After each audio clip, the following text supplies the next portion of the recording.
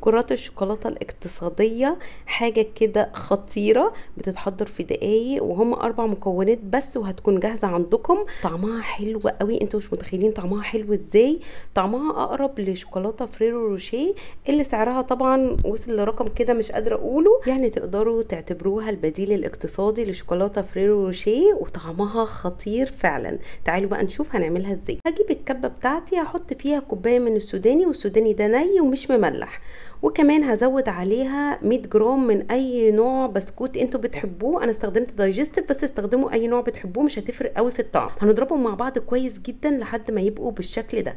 هنجيب بقى بوله كبيره شويه نحط فيها البسكوت اللي انا طحنته مع السوداني، وازود عليهم معلقتين كبار من الكاكاو الخام.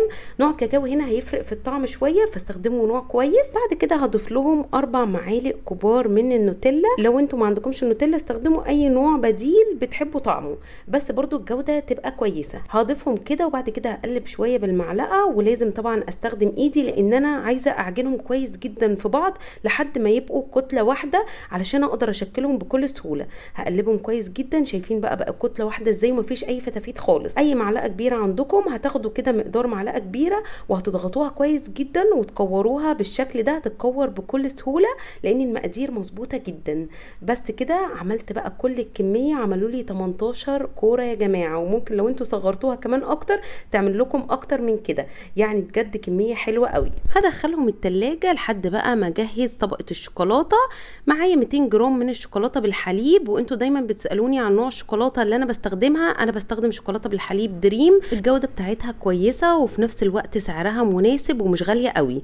بقطعها بس قطع صغيره واحط عليها معلقتين كبار من الزيت وادخلهم الميكرويف 30 ثانيه واطلعها اقلبها وادخلها 30 ثانيه تاني واقلبهم لحد ما يسيحوا معايا كده خالص. تقدروا كمان لو مفيش مايكرويف تسيحوها على حمام مائي. بتجيبوا حله فيها ميه مغليه وتحطوها على النار، تحطوا فوقيها البوله بتاعت الشوكولاته وتقلبوها لحد ما تسيح معاكم خالص. اهم حاجه البوله ما تبقاش لامسه الميه اللي في الحله. بعد ما سيحت الشوكولاته هضيف لها تلت كوبايه من السوداني المجروش، يعني انا مكسراه كده لكن مش طحناه قوي. تلت كوبايه يعني بما يعادل ربع كوبايه ومعلقتين كبار.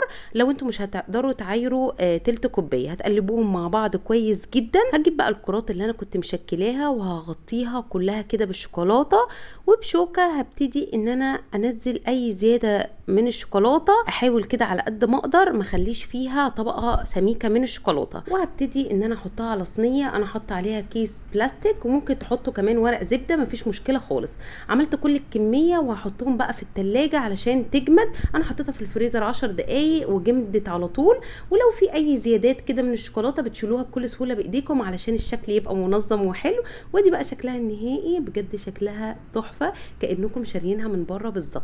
طعمها حلو قوي. جوده الشوكولاته بصراحه بتفرق، وجوده الكاكاو هو اللي هيفرق في الطعم. فعلا اقدر اسميها البديل الاقتصادي لشوكولاته فريرو روشيه. طعمها خطير، جربوها. انا واثقه جدا انها تعجبكم. وطبعا لو عجبكم الفيديو ما تنسوش اللايك والشير، واشوفكم على خير في فيديو جديد.